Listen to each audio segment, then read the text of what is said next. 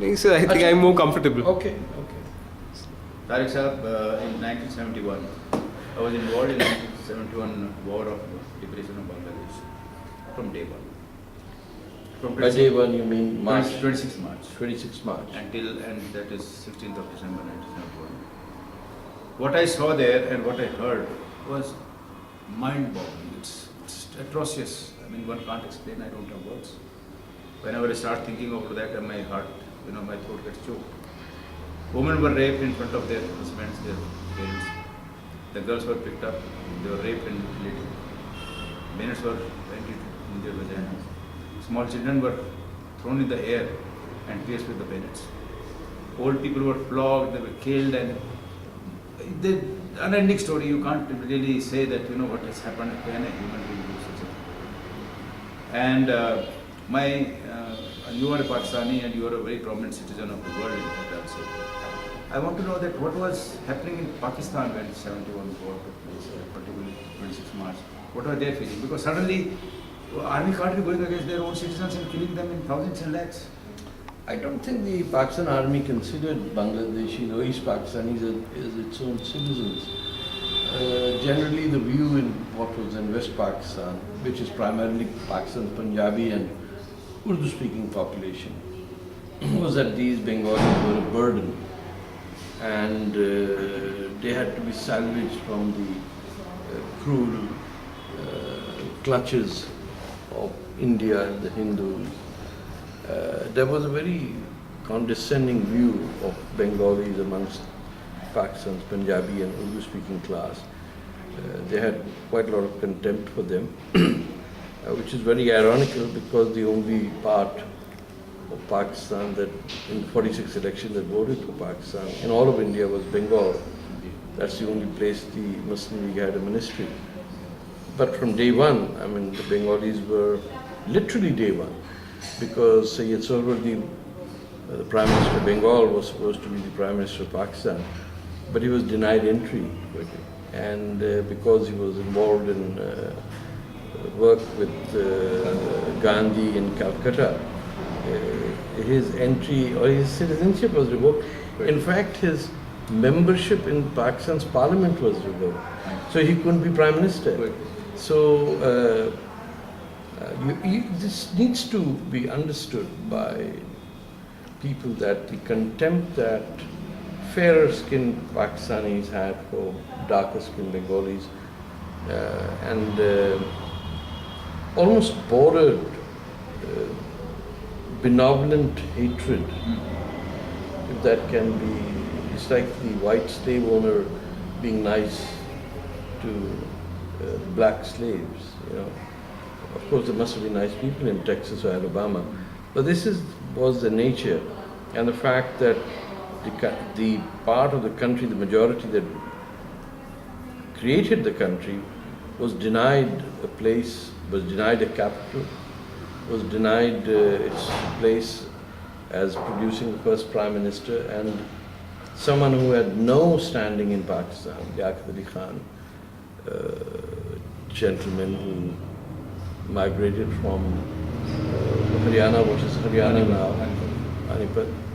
He became the Prime Minister of Pakistan. He didn't have a seat from any place in Pakistan. And to get him into parliament, they had to have a by-election in East Pakistan. Once again, a Bengali was asked to vacate. Yes, 24 members. Yeah, and so he got elected. You have to understand that from day one, I'll give you an example of a veteran politician called Moni Singh from the Communist Party. Yes. He was arrested the day Pakistan was made, and he only got out of jail the day Pakistan ended. That's when he got out of prison. So Pakistan's first 25 years, I'm giving that just as an example of how Pakistanis never thought of East Pakistan as Pakistan. So the day General Yahya Khan came on television, I was sitting in the Karachi Press Club. And it's very strange. The handful of us who were pro-Mukti Bahini, I was with the National Awami Party, Professor Muzaffar and Motia Chaudhry. These were, I think they're both alive. I'm not sure. Motia is still alive. I think both are dead. Motia Chaudhary, I think she's in cabinet. Mati Chaudhary, I think. Motia. Anyway, so we were more traumatized at the liberation of Bangladesh, even though we were supporting liberation, than any of our very rabid pro-Pakistani colleagues who didn't show any, not even shock and defeat. Nobody cried. No, it was life just went on. And the term I remember used widely was, "Chalo bhuke Bengali jaan chuti hai." Everyone had the same reaction. साल में सारा cyclone आता है, अब देखेंगे हिंदुस्तान अब उनके गले पार डाल तो देखी जाएगी. I didn't meet a single person after 1972, 16th December. One thing I do remember, Pakistan's currency got demonetized. So everyone could bring in, I think, 5,000 rupees to get changed into legal money. So Pakistan's black money floated down the various gutter lanes and streams around Karachi. You'd stand on a bridge and you see just money flowing away because hundreds of thousands of rupees turned into White money. No, it became useless. It was useless. Demonetization hui. There was a lot of chaos in the last days of the war. Just after the war, there was a mutiny of military cadets in Karachi. Just after the war, General Gul Hassan tried to stage a coup in February 1972. I was in, by that time I was in Pakistan television, Rawalpindi. I witnessed the chaos. So nobody gave a damn. They held hostages, Bengalis were held hostages, some in camps, others who were still working, colleagues of mine in Pakistan television, were treated like trash. Some of us went out of our ways to make them feel, So your editor is a Bengali and suddenly he's your enemy, he's an enemy combatant. Right? It was it's very unique experience in a way to go through a post-war defeat, which is being taken as a victory. Yeah. But the thing is that basically, when the things were happening, that 30 lakh people were killed, 4 lakh women. Nobody believes that even now. No Pakistani. But even Hamidur Rahman reports say that. Nobody believes Hamidur Rahman. Nobody reads. Nobody believes anything. I see. Everyone's history in Pakistan is taught to them by some amateur grandmother, or some lousy textbook, or some vivid imagination of a glorious past that will soon emerge for them to take Qutub Minar back where it belongs. That's the Punjabi Muslim mindset, because they don't know even who they are. They don't speak their own language. They have in fact prohibited the use of Punjabi even in the Punjab Assembly. So if you're so dysfunctional that you don't know who you are, that's not a person who comes up with an open mind, willing to have any sort of remorse over crimes committed by their parents' generation. I don't blame people now for what the parents did, but I do blame them when they continue with the lie. Okay. Basically, what had happened is that in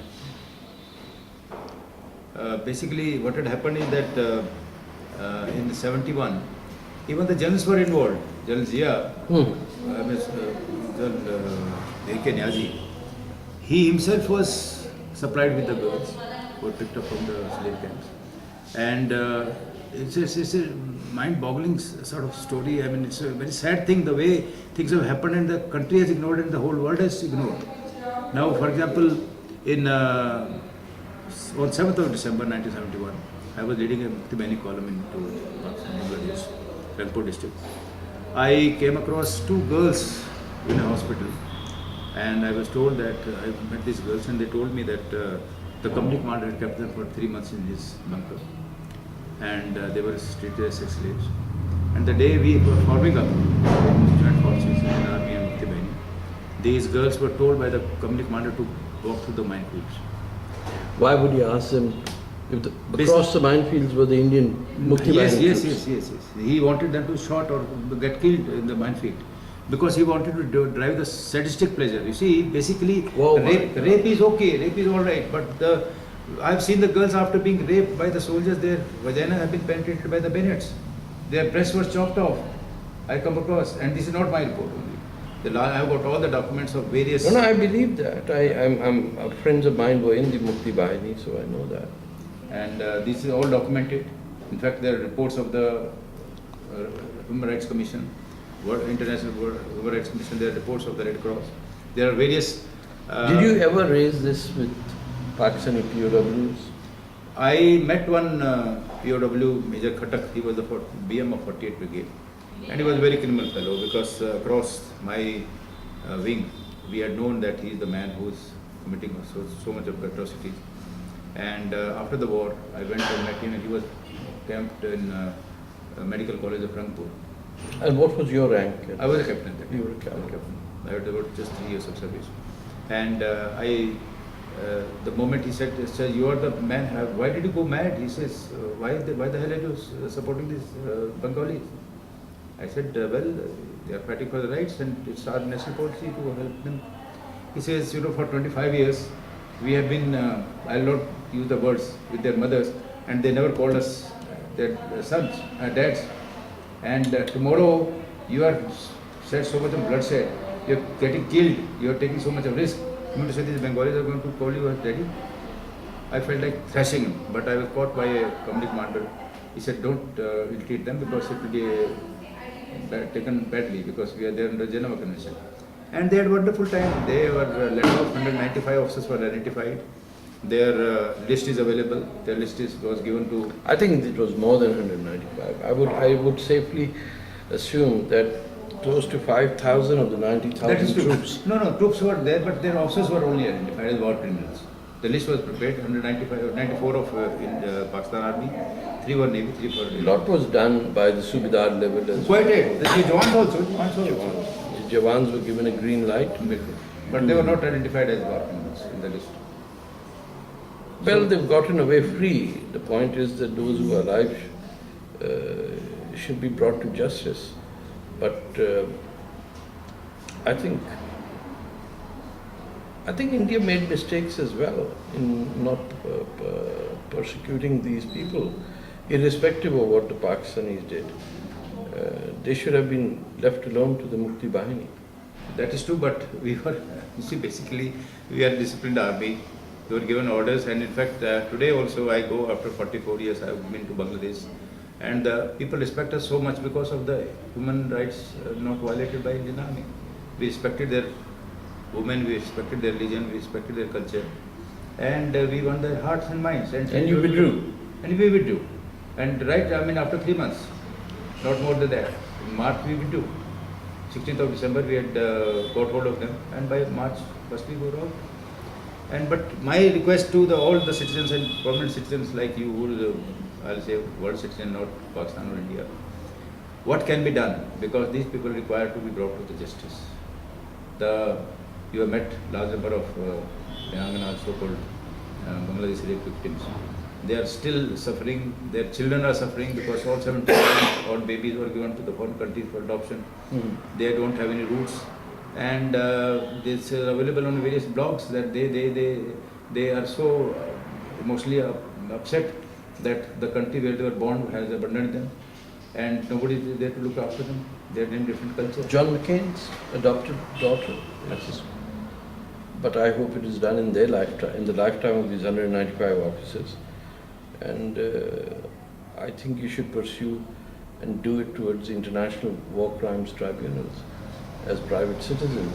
I don't care what the governments have decided. But there should be people in Bangladesh, Pakistan and India who should make an example of this. Otherwise this will happen again. It's happening again. It is happening. Balochistan is again, war crimes are taking place. In fact, I feel Otherwise this will happen again. It's happening again. It is happening. Balochistan is again, war crimes are taking place.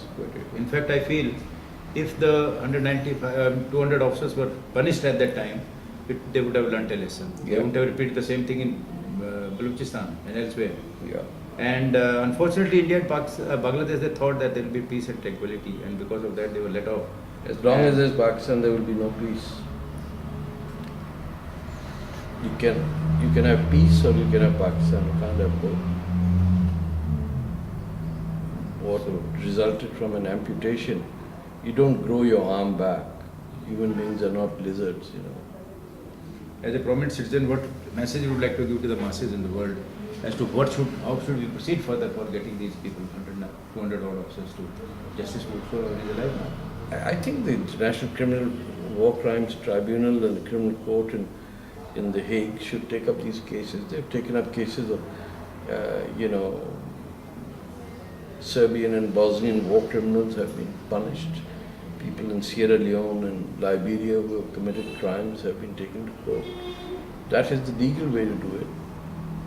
Some prominent foundation in India, flush with money for development and thinking, they should put their act together and fund people like you to go to Holland to find out what is or at least hire an international lawyer. Because we may have the best of motives, but we don't have the best of expertise. वो करना क्या है ये भी तो है ना ये तो आराम से रह रहे हैं 100-200 लोग जो हैं They looted Bangladesh. They looted Pakistan. Just before they went looted Bangladesh, they already looted Pakistan. They're still looting. यानी आप सोचिए कॉर्नफ्लेक्स से लेके न्यूक्लियर मिसाइल बनाती हैं. Yes. It's a military industrial complex. Raping women is just not a hobby. It's like a rest and recreation for the sailor. The American troops are given, go to Malta or Cyprus or Dubai. And the Pakistani army just says, go take some women from a village. Okay. The culture of rape as an instrument of war is enshrined even in many versions of the Sharia Islamic law. There are definitions of how once you consider a woman or a family to be non-Muslim, how you're permitted, how many slaves can you take, what's the period when you first have sex with her, when do you stop, 15% over here. It's just horrific. But in medieval times, everyone had medieval laws. Our tragedy is that in this day and age, the Pakistan army operates under the medieval law of, the 12th century. That's the challenge. So I request you to sort of help me in doing whatever I am doing, and I'll definitely seek your. हम तो मुजाहिद हैं जो काम बोलेंगे करेंगे उसमें क्या Thank you.